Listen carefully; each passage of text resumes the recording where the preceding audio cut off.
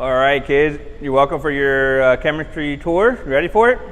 All right, you're going to walk around the classroom, talk a little bit about the safety features in the classroom, and also you'll kind of notice your seating arrangement that we have for this class this year.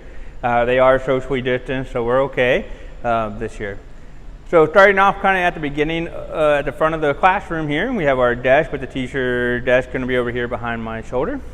And then very first safety device that we're going to have here is our shower and our eye wash station. So if we ever get anything in our eyes, we have to take that pretty seriously, okay? Even if you think it's nothing, even if you think it's an eyelash, we want to make sure that we clean out our eyes, because our eyes, they don't repair themselves, they don't fix themselves. So we have to be very careful with our eyes.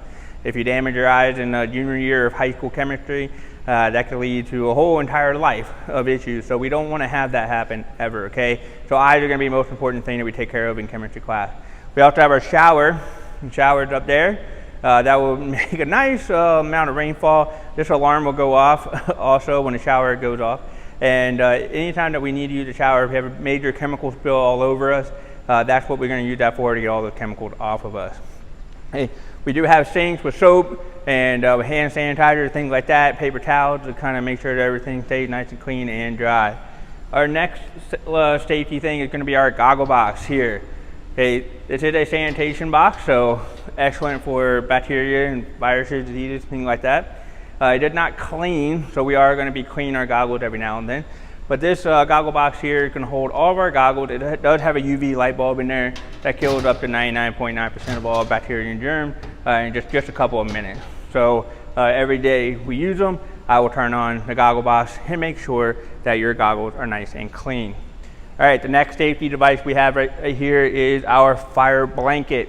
Okay, our fire blanket is going to be very important. Anytime that anything catches on fire, especially people, we will use a fire blanket. You do not want to use a fire extinguisher on people. You want to use a fire blanket. Okay, you're going to open it up. It's a big wool cloth, and it's going to wrap people up inside of that blanket. And you can use it to smother anything that's like paper fires, things like that. Use it to smother those as well. Okay, no fire extinguisher on people. That's a bad time for people. Okay. One of our last safety items is our fire extinguisher itself. Okay, that is more for things catching on fire, not for people catching on fire. That is a chemical fire extinguisher. Sometimes you have to be aware of what type of fire you have, because you can actually make the fire worse by putting certain things on it. Okay, as for example, carbon dioxide.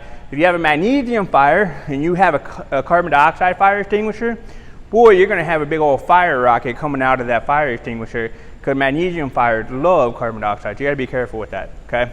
But we use chemical fire extinguishers for most chemicals in the laboratory, especially your common gases and paper, combustion, burn, things like that. So this is our chemistry lab. I'm looking forward to seeing all the kids here really soon. We do have a fume hood back there in the back as well. We probably won't use that very often, but it is there in case we need to use something that's really smoky or really smelly. We can use that in there. But again, really looking forward to seeing the kids in here. And as always, if you have any questions, need anything, please don't hesitate to contact me.